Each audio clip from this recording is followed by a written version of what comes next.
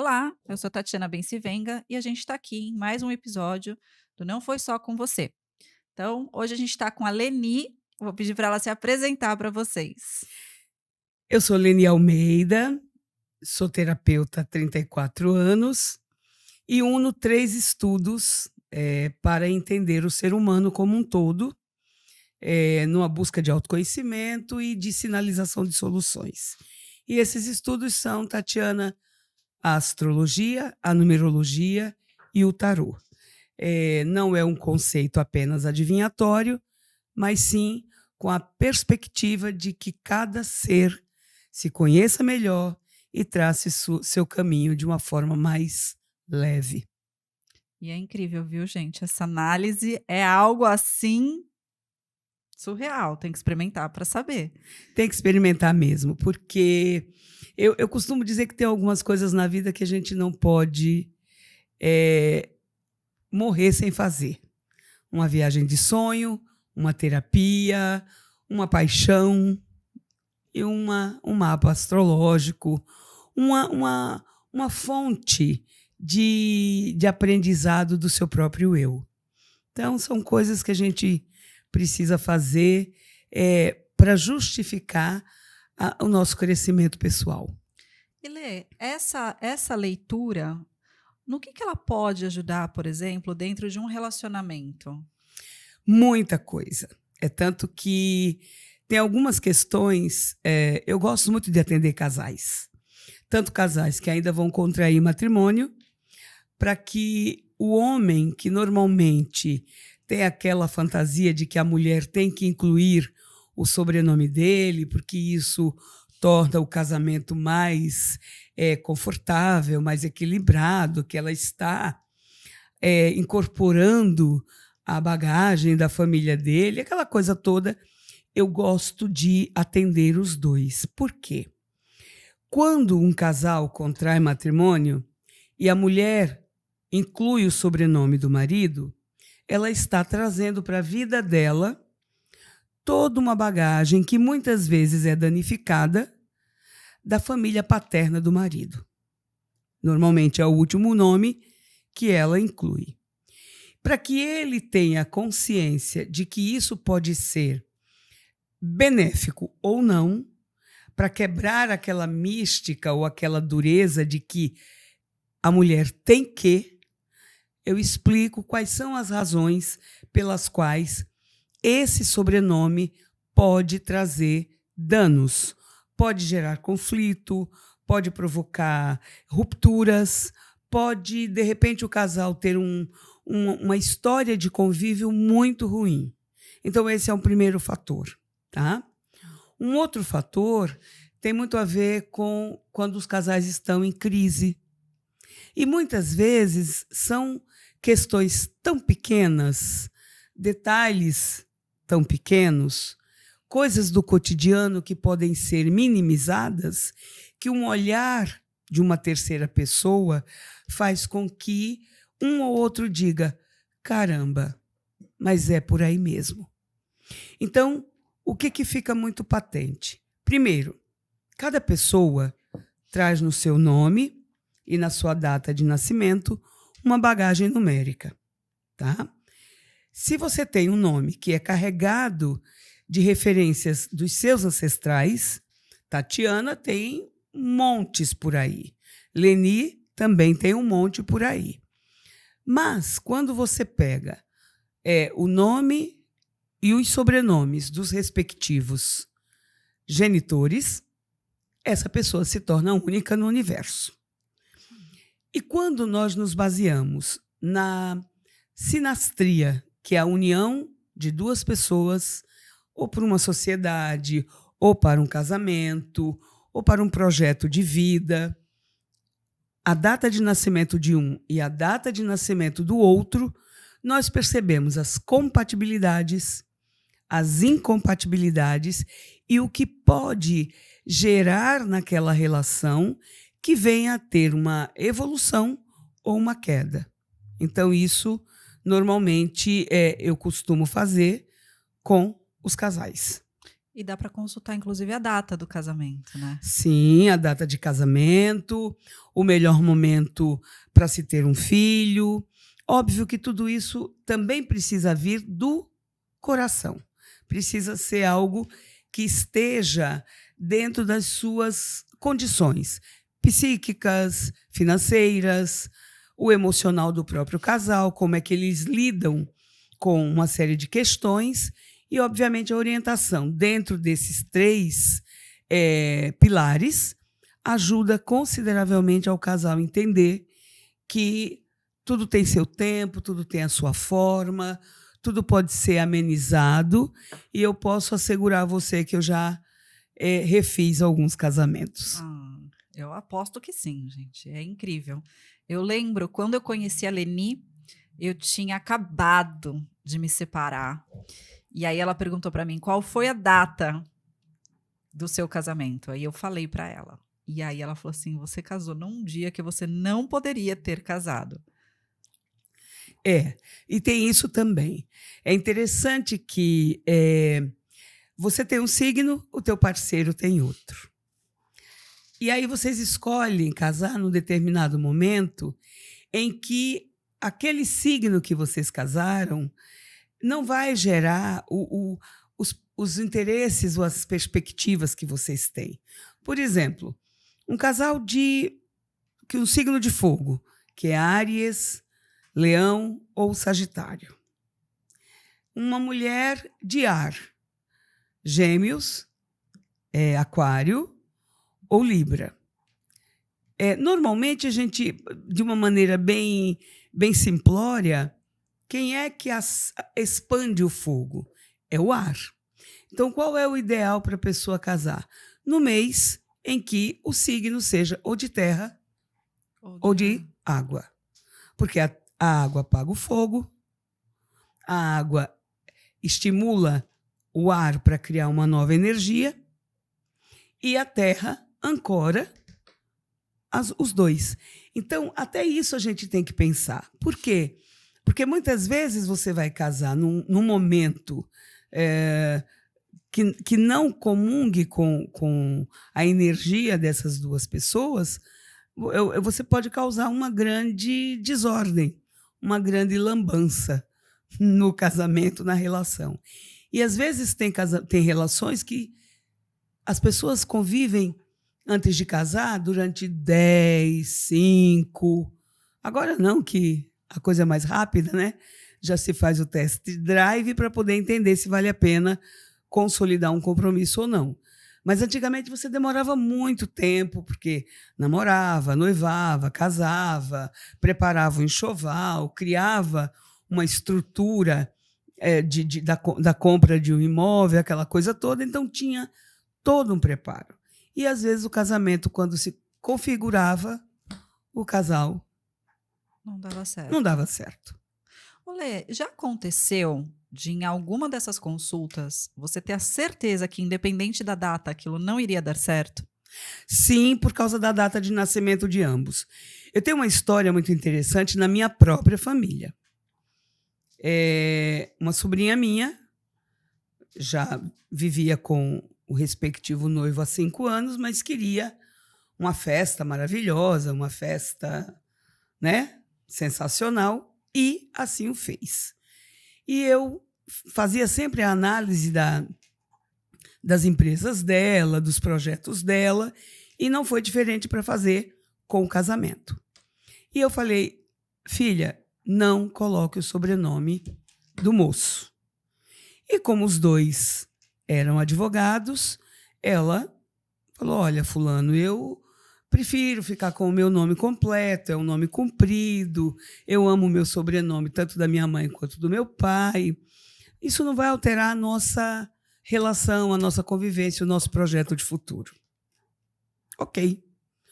No dia do casamento civil, que era umas 2 semanas antes do casamento religioso, com pompas, honras e circunstâncias, no dia que eles estavam saindo de casa, ele falou: se você não colocar o meu sobrenome, eu não caso, eu não saio daqui.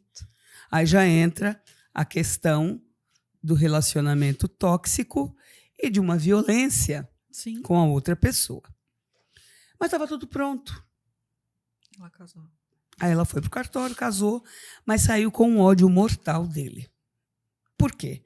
Primeiro porque havia um combinado antes, então não havia porquê, no último momento, ele impor aquela pretensão, aquele interesse, aquele desejo. Casaram-se, foi lindo o casamento, maravilhoso, sensacional. Fui madrinha, mas com a garganta Travando. Já. travando.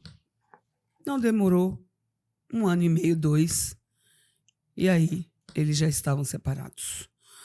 Porque as combinações, os acordos, o entendimento é o que valida o respeito também por aquilo que se declarou. Eu não quero isso e eu aceito isso. Então, outras situações já foram com essa... Eu estou contando essa história porque foi algo da minha família e eu alertei, eu coloquei muito claramente, e outras situações já foram também... dá para contar em alguns capítulos algumas pessoas que também fizeram o percurso e tiveram que voltar de ré. Eita. Gente, olha só. Aproveita que você está aí assistindo, curte aí, segue aí no canal e vai lá para as páginas da Leni. Leni Almeida, tá no Instagram, no Facebook. Tem YouTube, Lê? Eu não estou muito no YouTube ultimamente, não, mas eu tenho um canal no YouTube, só que há uns anos eu não tenho mais alimentado, porque é um trabalho muito árduo, né? E o meu trabalho ele também é muito, ele exige muito. Lidar com pessoas exige muito.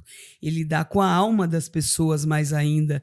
Porque eu, como profissional terapeuta, eu entro na história de cada um.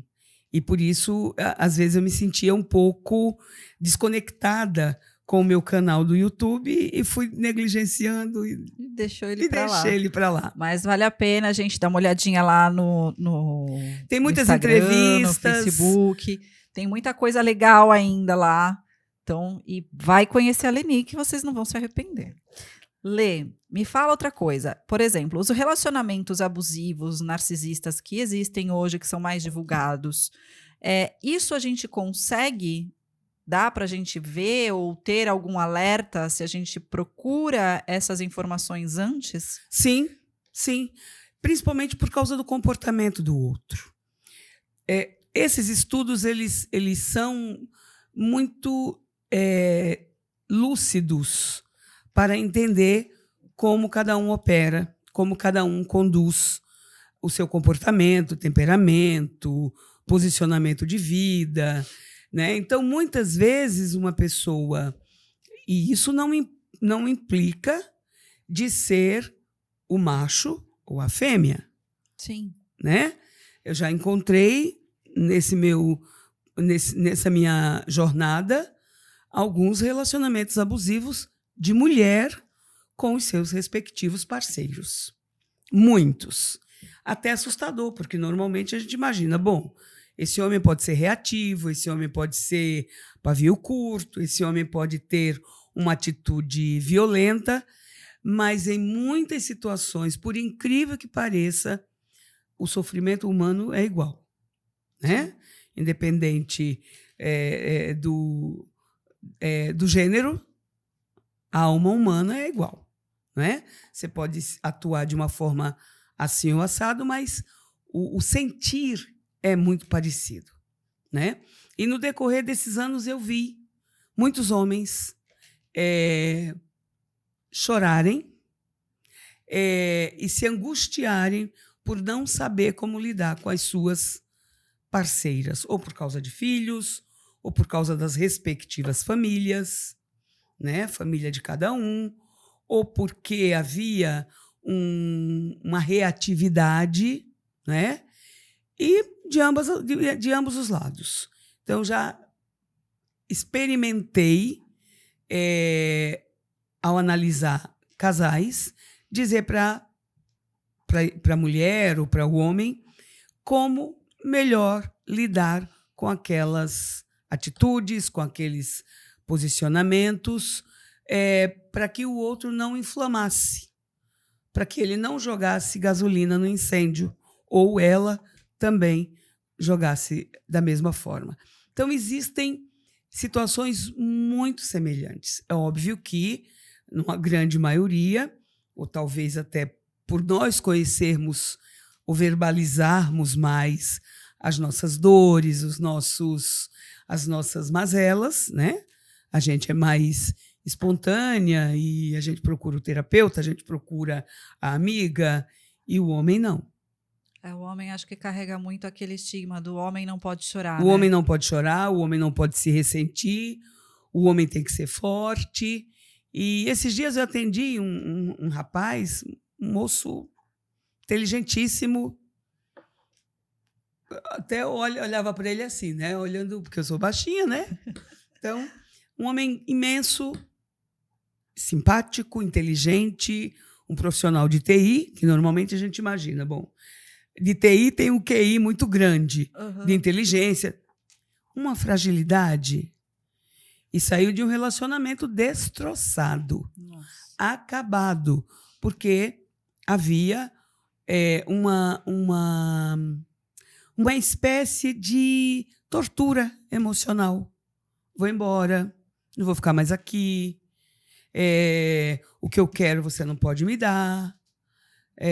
Então, assim, isto também se torna muito, muito comum. E quando há uma separação também, a mulher acaba tendo Quer dizer, a gente não pode... O ser humano em si, ele tem essa necessidade de dizer, vamos ver o cabo de guerra, quem é que ganha, principalmente quando tem filho na jogada. Então, a gente vê também situações em que os filhos são usados para uma disputa de quem pode mais. Às vezes não é nem filho, né? Às vezes Bem bichinho, material. Bem bichinho, material, um bichinho. gatinho, cachorrinho. Isso também é usado, eu vejo Sim, muito disso. É muito né? Para quem? Eu, por exemplo, não posso ter animal doméstico, eu sou alérgica. Mas, assim, seria bizarro ter um bichinho e ter que brigar por ele, porque talvez por eu não ter esse convívio com um animal doméstico, mas sei quão é sofrido para alguém que tem um bichinho quando ele falece, quando ele adoece, ou quando tem essa questão com quem vai ficar. E aí, muitas vezes, é a guarda compartilhada, né? A guarda compartilhada, porque, assim, você não vai ficar com ele, porque ele veio para nós quando nós estávamos casados. Então, são situações assim que quem está de fora diz como pode brigar por uma situação que poderia ser equacionada de uma forma em que houvesse mais respeito, mais solidariedade, mais compaixão. Sim. Né? Até porque, às vezes, né, na maioria das vezes, principalmente em relacionamentos abusivos, eu vejo muitas pessoas que têm os animaizinhos. O narcisista, na verdade, ele não tem empatia com ninguém. Então, obviamente, ele não vai ter com o bichinho. E ele vai usar aquilo, não porque eu vou ficar, porque eu vou cuidar, porque eu vou pegar, porque eu não sei o quê, para poder, de alguma maneira, controlar a outra pessoa, né? O ego ele é saudável, porque ele faz com que você se cuide, se valorize, alimente os seus projetos de vida, mas o ego, quando ele ultrapassa o limite do eu, o limite da autoconfiança, para utilizar de uma maneira opressora, então realmente é um ego doente, onde normalmente as pessoas vão usar esse ego para diminuir ou fragilizar ou sacrificar aquele que supõe que merece um sofrimento. Então, os egos. Os egos são bem bem complicados. Por exemplo, quando a gente ouve alguém dizer, ou um homem ou uma mulher, se você não ficar comigo, você não vai ficar com ninguém. Essa frase é muito usada, né? Muito. Se você não casar comigo, você não casa com ninguém. Então, é o ego que diz, eu não vou permitir que você saia do meu controle, que você saia da minha vida para ser feliz com uma outra pessoa. Então, isso não é amor. Isso é posse, isso é controle, isso é obsessão e é um amor doente. Né? Sim. Porque o amor é aquele que permite que você seja feliz, ou que deixe o outro ser feliz. Né? Então, o ego ele chega e diz assim, ora, você é minha. Se você não tiver, enquanto você está comigo, eu te preservo. Se você sair, eu te quebro. Porque é posse, né? Sim. Quando a gente vê muitas pessoas, quando tem uma briga em casa ou mencionam uma possível separação, óbvio, aí a gente já entra num outro mérito, né? O componente emocional descompensado começa a quebrar coisa, joga tudo no chão, como se o objeto fosse uma vingança também, né? Então é muito, muito comum, né? E o meu trabalho, como a atividade de muitas pessoas, como terapeutas, como conciliadores, como psicólogos, como psiquiatras, né? Uhum. Entram nessa via de conscientizar, não é? E aí é onde muitas vezes a gente tem que entender que o outro não se ama o suficiente e que olha para o parceiro com um desejo de aprovação de que se aquele parceiro fica é porque ele é gostável, porque se alguém o ama, é porque ele se ama. E é exatamente o contrário. Quando você se ama verdadeiramente, você está pronto para acolher alguém que seja ou igual, ou esteja num processo evolutivo, ou que encare a relação como algo de vamos crescer juntos. Né? Sim. E isso é muito importante, porque, por exemplo, as segundas núpcias, né? Quando a gente sai de um casamento, a gente sai de asinhas quebradas, né? Com aquela sensação de que jamais vai poder voar de novo. Né? E qual é a grande sacada de uma segunda relação?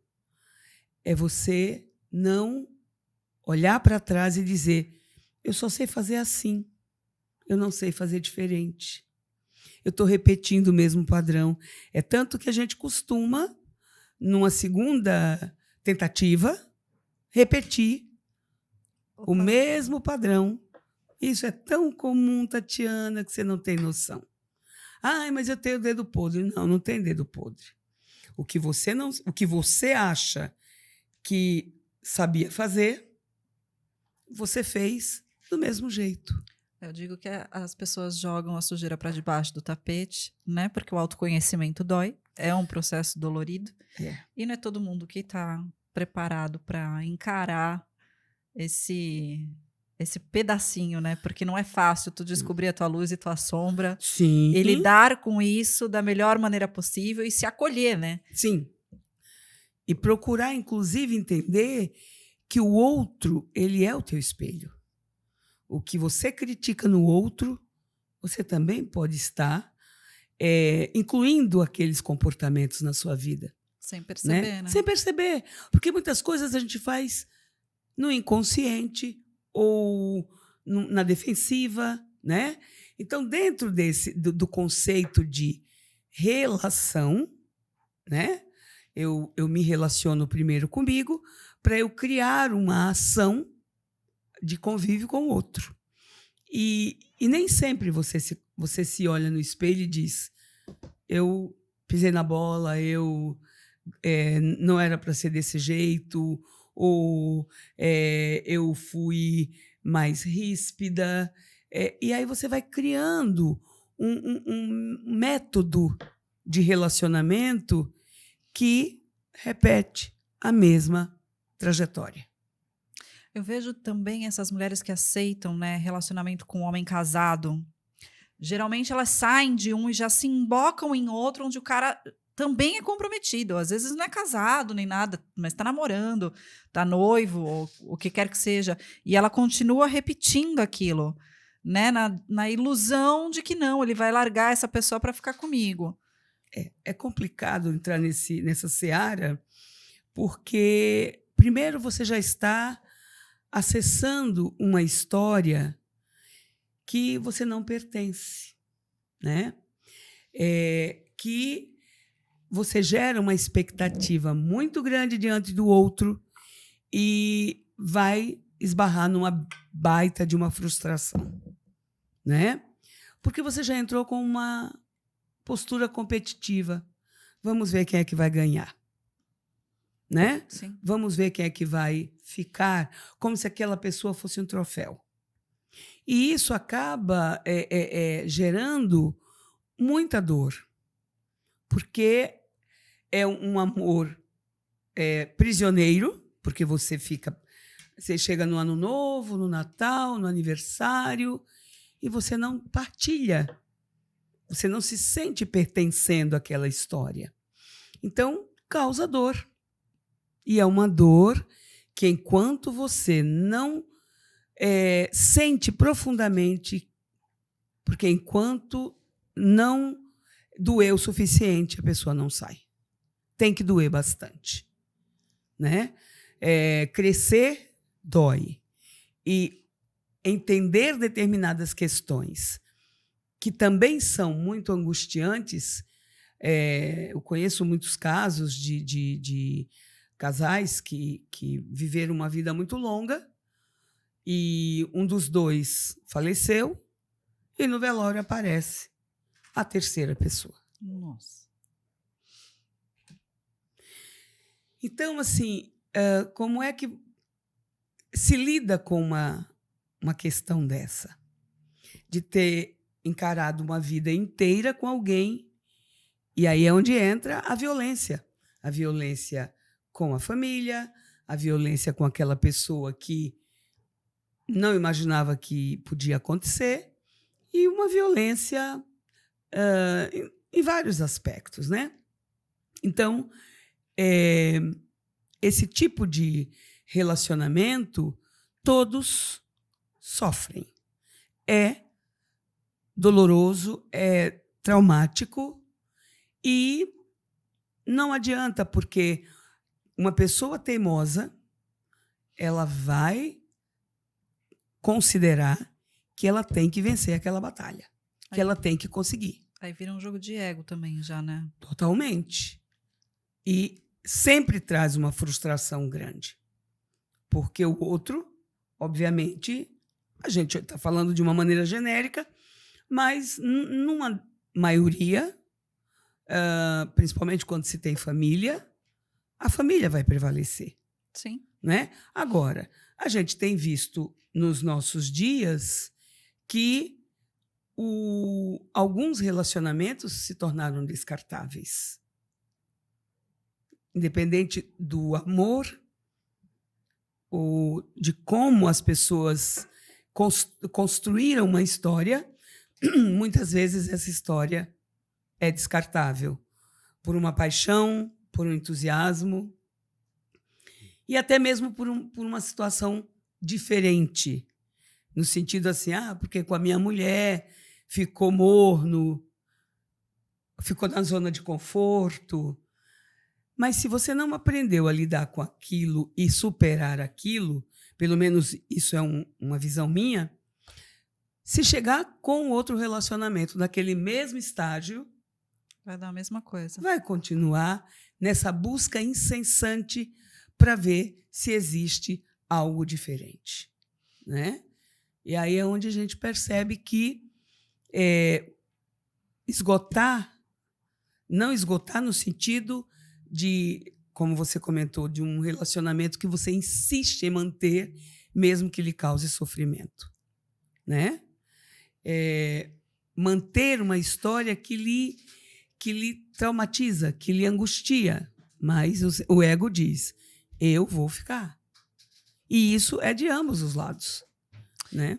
E Lê, assim, quando a gente está num relacionamento desses e a gente busca a terapia, que pode dar um norte pra gente ali naquela situação, você acha que quando a gente passa por essa análise com você, ali se a gente está completamente perdido, a gente consegue dar um rumo para a vida? Sim. Porque às vezes eu não sei se a gente, né? Não sei se eu caso, se eu compro uma bicicleta, se eu mudo de cidade, se eu fico aqui, se eu aceito uma outra proposta, ou se, não sei, de repente aparece algo diferente. Mas eu acredito que quando a gente sai, principalmente desses relacionamentos abusivos e tudo mais, a gente sai tão perdida que a gente não sabe que rumo tomar. Quando o primeiro passo é, se você pede ajuda, você já está predisposto a acolher aquilo que está vindo. Você está suscetível a analisar aquilo que foi dito por uma terceira pessoa, né? Por uma segunda pessoa, por um olhar diferente daquilo que, né? E o que acontece?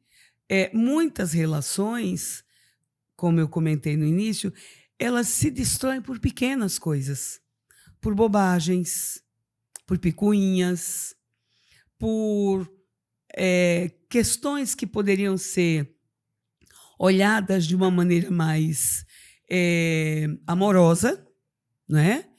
E não exercer tanto julgamento, tanta crítica, tanta cobrança e tanto ego, né?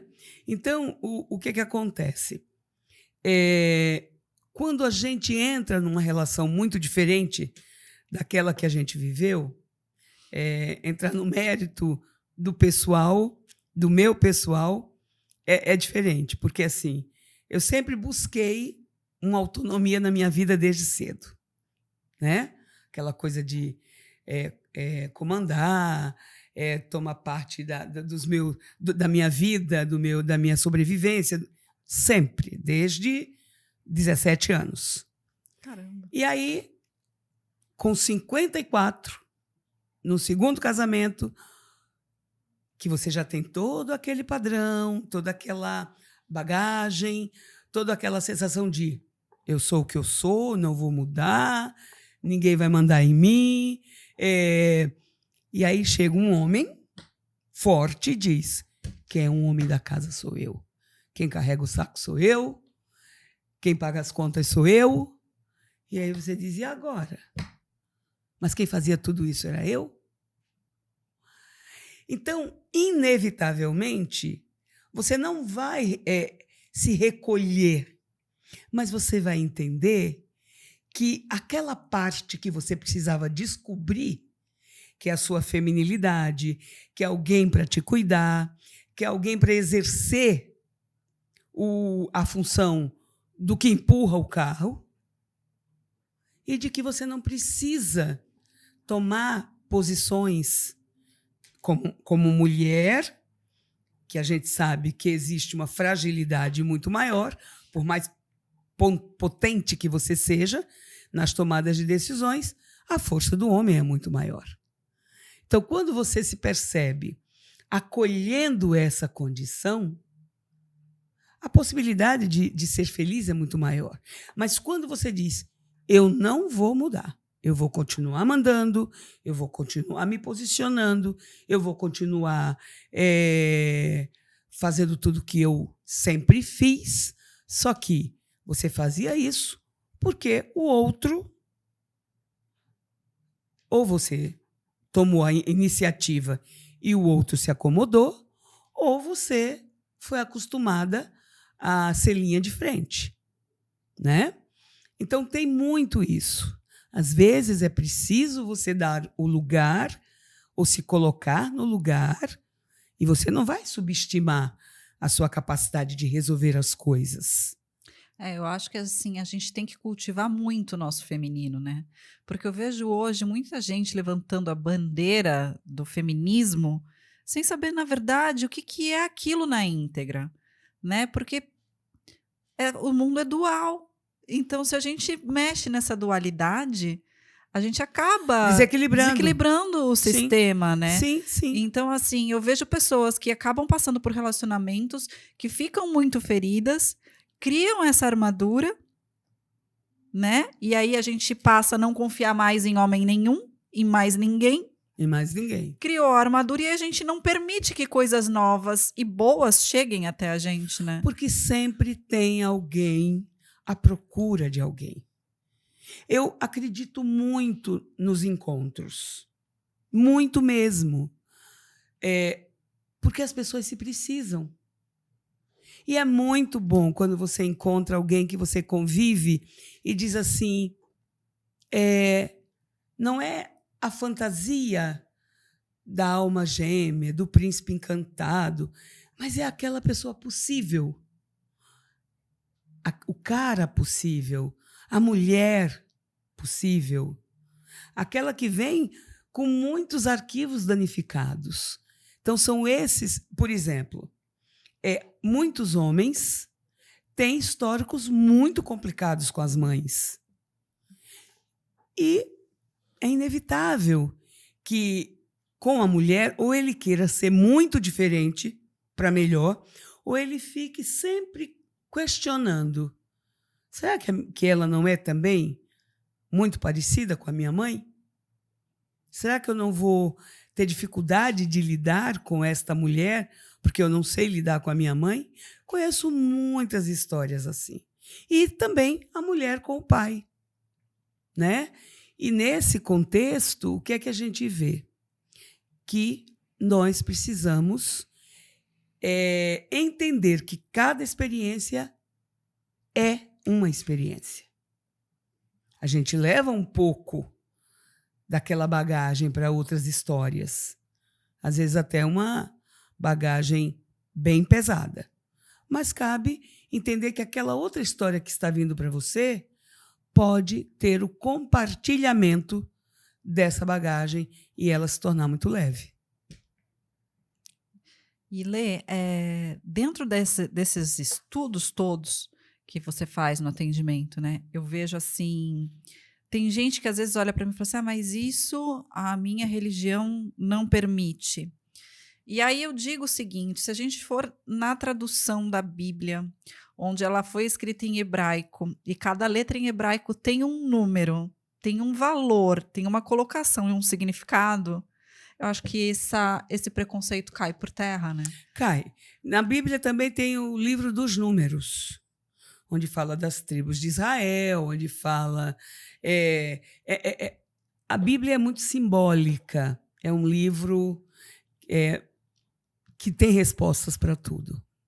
Tenha sido escrito em 2000 anos atrás, ou tenha passado por algumas traduções diferentes, mas é sensacional. Da mesma forma que tem o livro da sabedoria, tem o Cântico dos Cânticos, que fala dos casais, do amor, do sentimento, do acolhimento, da flor do meu... Um poema para os relacionamentos. É lindo demais. É lindo demais. E é onde a gente quebra todo esse preconceito. Por quê? Porque esses estudos eles não têm nada a ver com religião. E, às vezes, até lhe acende uma vontade de conhecer o teu eu com tal profundidade que há uma conexão maior com Deus, com o teu anjo de guarda, algo maior que te protege. Então, sem dúvida nenhuma, um caminho. Eu lembro uma vez, há muitos anos, que antigamente eu colocava o salmo do dia de nascimento, o anjo do dia de nascimento, e uma cliente minha, que ainda faz mais de 25 anos que ela me procura, e ela fala assim: eu aprendi a rezar a Bíblia a partir do meu salmo.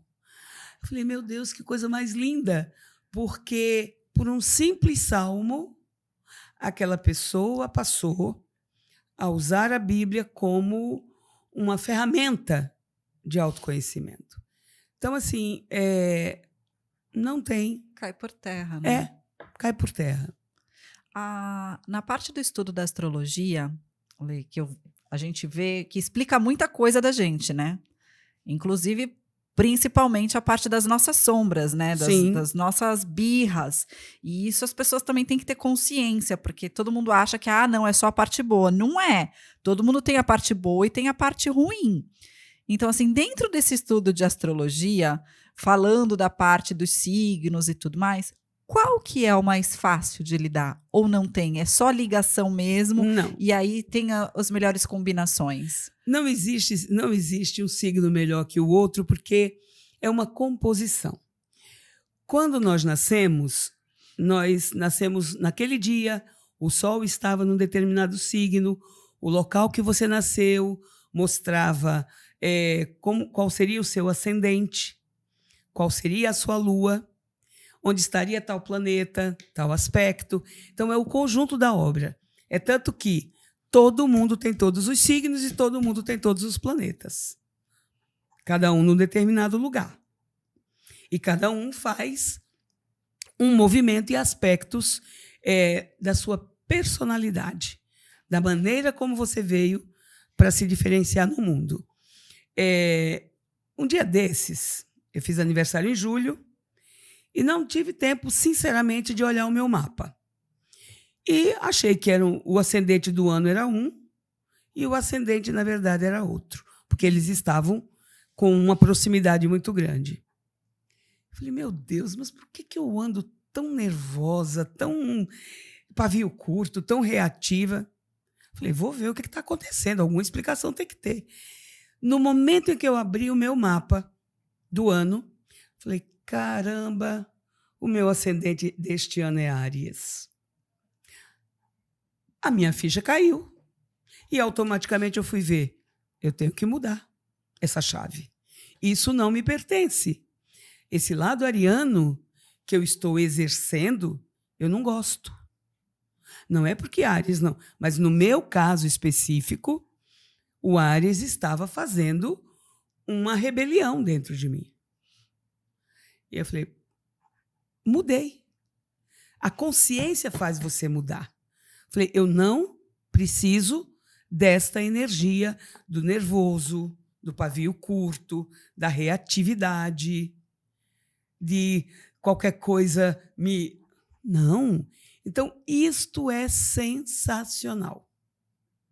Porque faz você entender que aquele signo reage daquela forma em você, aquele planeta também de uma outra maneira, e assim você vai aprendendo a lidar com todos os componentes dessa receita maravilhosa que é o ser humano. Porque de repente o Áries pode ficar ruim para você, mas para mim ele dá ok, ele fica bom. Então não dá para a gente generalizar e... De forma nenhuma. Eu dei só o meu exemplo, porque nada melhor do que você conhecer quais os aspectos que inflamam ou que provocam no teu cotidiano alguma coisa que você não gosta. Então, o legal disso é você saber, olha, você vai ter esse tipo de comportamento, mas é melhor colocar água na fervura, toma um banho de piscina, mergulha no mar, vai andar na beira-mar, bebe muita água. Então, são dicas simples que vão permitir que você reveja como está sendo o teu posicionamento e comportamento na vida. E o que está impactando também na vida do outro. E a parte da numerologia nisso tudo também? A numerologia ela é maravilhosa porque cada letra do nosso nome tem uma representação numérica. Então, cada letra, ao ser somada, ela traz um resultado.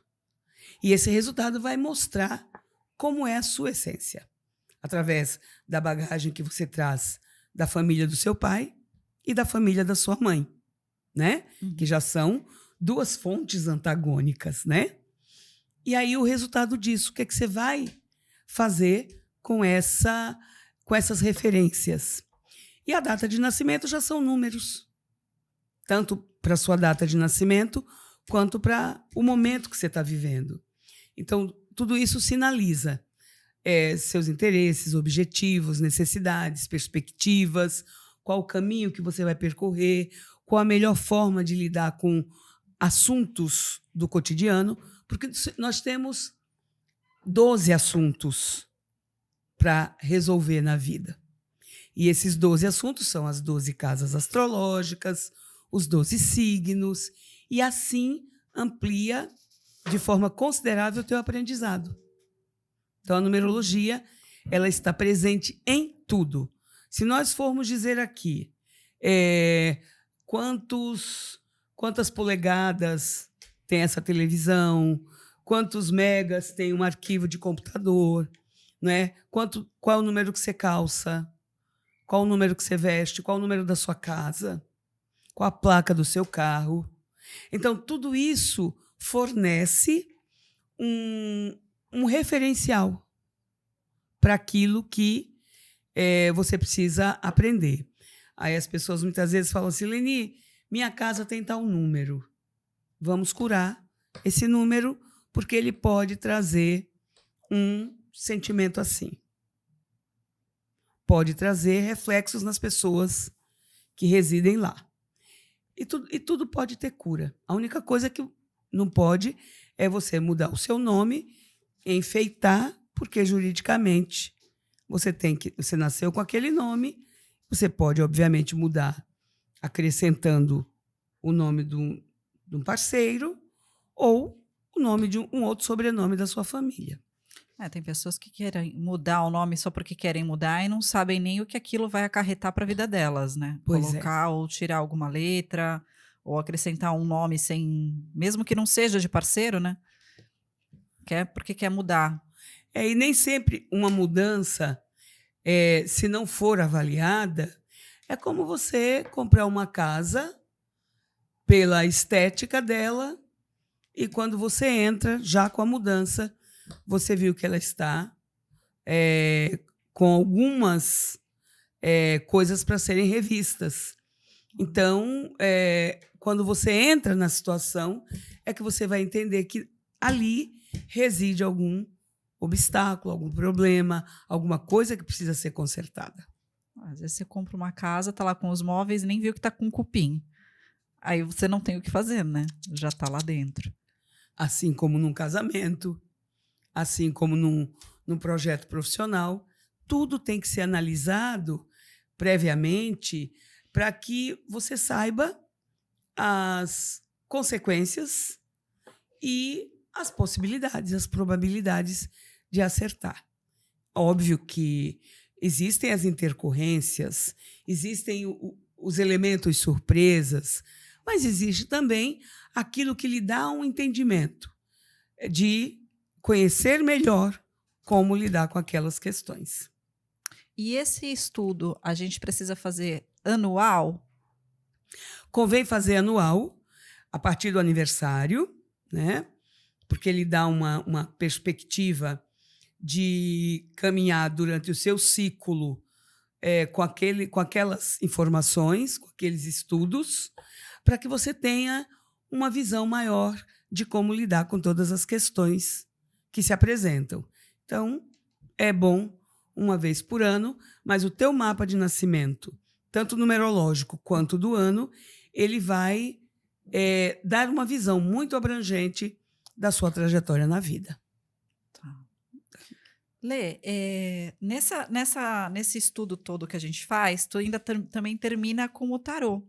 Sim, porque como são 3 estudos em um, é tanto que quando a gente olha, quando o meu tarô ele tem referências astrológicas, cada carta tem um número, cada carta tem uma referência de um planeta, de um símbolo da cabala, de um símbolo psicológico.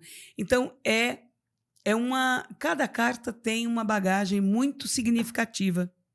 Então, eu utilizo o tarô seguindo as 12 casas astrológicas, que são 12 assuntos importantes da nossa vida e que ampliam, posso assim dizer, confirmam aquilo que já foi dito através da numerologia e através do mapa do ano. Tá, vamos encerrar. Lê, para as pessoas que estão assistindo a gente, primeiro, curte aí, segue o canal e vai seguir a Leni na @LeniAlmeida, no Instagram, no Facebook. Leni Almeida Oficial no Instagram, Isso. Leni Almeida no Face, enfim. Pode procurar, a gente tem informação pra caramba e ó, ela é porreta.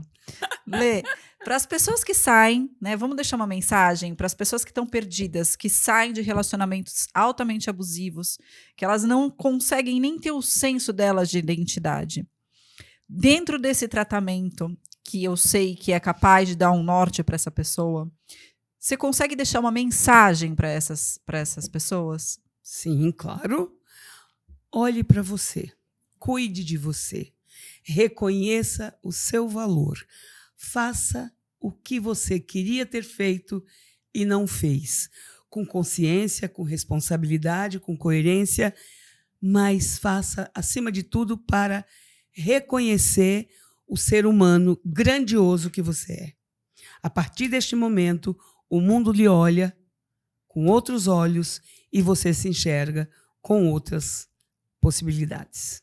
Existe vida depois desses relacionamentos. Existe vida após separação e tudo mais. É isso aí, gente. Um beijinho pra vocês. Não esquece aí, curte a página, compartilha, vai lá na Leni e ó, se eu fosse vocês, ligava pra ela. E qualquer dúvida, a gente tá aqui à disposição. Pode me chamar no direct, pode chamar a Lê, que a gente tá aqui pra esclarecer pra vocês. Um beijão. Um beijinho.